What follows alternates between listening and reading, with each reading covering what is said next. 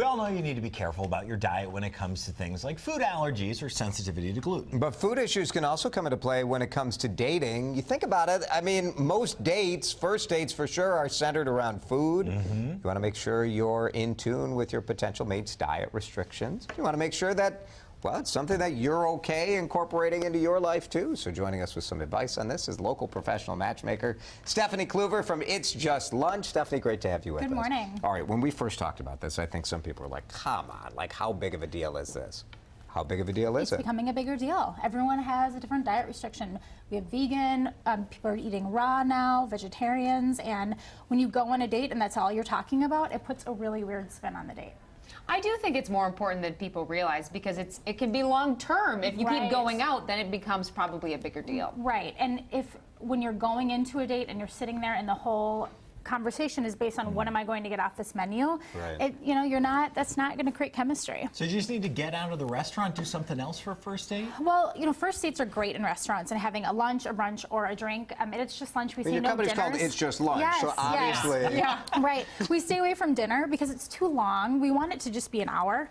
And the great thing about eating on a date is it gives you something to do. You don't have to constantly be making eye contact and making sure you're super focused on someone. So do you talk it out beforehand, or how do you do this? You can do that. So at It's Just Lunch, we arrange that beforehand based on your diet restrictions. If you're doing this on your own, either dating online or you're meeting a friend, look at the menu beforehand, plan it out. Don't go to the restaurant hungry. If you don't know the menu, don't be, bringing out like a snack in the middle of the restaurant. So rude.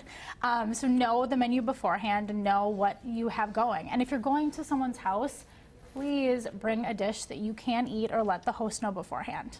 I do think there's some responsibility on both sides of this deal. Right. If you are someone with food allergies or sensitivities, like, there's nothing more boring than listening to someone talk for 40 minutes about what they can and can't eat. Yeah, exactly. Like, all right, we get it. We just had a client, she went on 6 dates, and she was asking me, what am I doing wrong? I feel like I'm not having chemistry, these men aren't asking me out again. And reading what the men were saying about her, the only thing they had to say is, well, she's a vegetarian and she gets salad dressing on the side. That has nothing to do with dating. If you walked away just thinking about her diet restrictions, then there's no chememistry. But you have to be understanding also, if you have no sensitivities, that, like, hey, people, it is a real thing. Right, to be respectful. Once in a while someone will say, do you miss cheeseburgers? Or, they'll bring up that rude thing. I mean, it's a fair question. It's a fair question. What if someone drinks and someone doesn't drink? Right, that's a whole different thing too, right? The one person's really enjoying that, and it might be awkward on a date if the other person isn't. But